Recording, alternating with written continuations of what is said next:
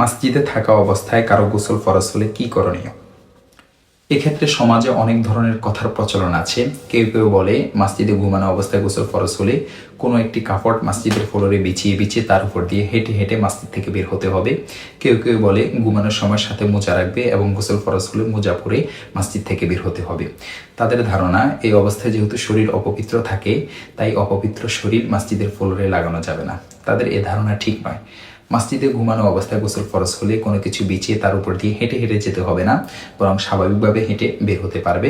তবে মসজিদে যেন কোনো নাফাকি না লাগে সেদিকে খেয়াল রাখতে হবে এবং জাগ্রত হওয়ার পর মসজিদে অপেক্ষা করবে না, বরং দ্রুত মসজিদ থেকে বের হয়ে পবিত্র হবে। ইবনে আবি নাজিহ রহমতুল্লাহি আলাইহি বলেন, আমি মসজিদে হারামে ঘুমালাম, আমার স্বপ্নদোষ হলো। তখন আমি সাঈদ ইবনে জুবাইর রহমতুল্লাহি আলাইহিকে জানালে তিনি বললেন, যাও গোসল করে নাও। দেখতে পারেন মুসান্নিফ ইবনে আবি শাইবা বর্ণনা নং 4923।